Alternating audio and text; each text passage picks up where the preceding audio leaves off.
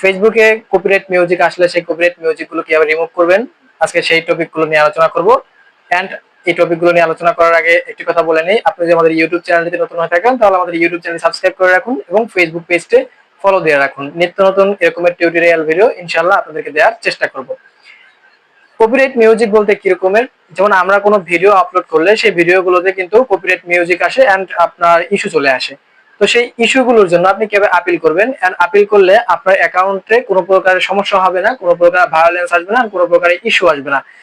আপনি যে আপিলটা করবেন সেই আপিলটা যদি যার কন্টেন্ট সে যদি অ্যাকসেপ্ট করে তাহলে সেক্ষেত্রে সে একটু রেভিনিউ আপনার ওখান থেকে নিয়ে নেবে এন্ড আপনারা কিন্তু ইস্যু থেকে বেঁচে গেলেন।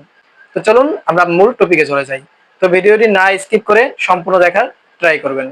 এখানে আসার পর আপনি এখান থেকে চলে যাবেন আপনার যে ভিডিওটায় ইস্যু আসছে। তো আমি এখান থেকে আমার একটা ভিডিওতে ইস্যু এসেছে, আমি সেটা দেখাই। নোটিফিকেশন আসার পরে দেখতে পাচ্ছেন যে your reels earning are being claim by music right holder, এটা একটা ক্লেম আসছে। তো আমি এখানে ক্লিক করব। ক্লিক করার পর একটু ওয়েট করবেন। ওয়েট করার পর এখান থেকে দেখতে পাচ্ছেন সি ডিটেলস অপশন নিচে, এখানে ক্লিক করবেন। এখানে ক্লিক করার পর এই যে অপশনটা এখানে একটু চেক দিবেন। এই যে উপরে দেখতে পাচ্ছেন অপশনটা, এখানে একটা চেক দিবেন। এখানে চেক দেওয়ার পর কোন অ্যাকাউন্ট থেকে মানে কোন পেজ থেকে আপনার কপিরাইট দেওয়া হয়েছে বা কোনটা কপিরাইট আছে মিউজিকটা, আপনি সেটা এখানে দেখতে পাবেন। তো আমার যেহেতু এখানে দেওয়া আছে আমি এখান থেকে একটা স্ক্রিনশট নিব।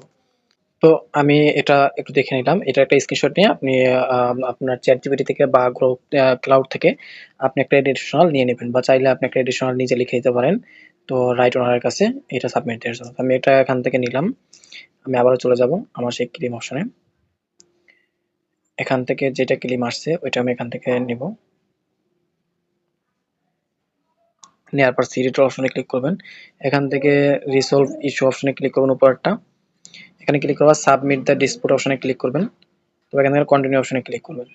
তারপর এখান থেকে ওপেন ফর্ম অপশনে ক্লিক করবেন। এখানে ক্লিক করবার যে কপিরাইটটা আসছে আপনার মিউজিকে সেই মিউজিকটা এখান থেকে মাইনাস করে দেবেন। প্লাস অপশনে ক্লিক করে চেপে ধরে রাখলেই মাইনাস হয়ে যাবে। তারপর এখান থেকে কন্টিনিউ অপশনে ক্লিক করবেন। তারপর এখান থেকে আপনি যেটা করবেন, এখান থেকে আপনি অরিজিনাল কন্টেন্ট লাইসেন্স বা এখানে পাবলিক ডোমেইন দিয়ে দেবেন।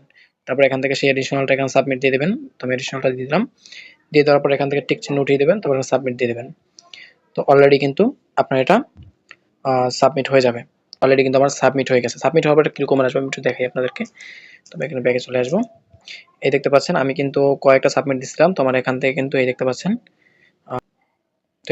আমার কিন্তু এই যে ডিসপুট অ্যাকসেপ্ট করছে। এটা আমার অন্য ভিডিওর। তো এরকমের আপনার মিউজিকটা আপনার এখান থেকে আর্নিং এন্ড কপিরাইটে আপনার ইস্যুটা রিমুভ করতে পারবেন। মানে আপনাকে কপিরাইট ইস্যু দিবে না।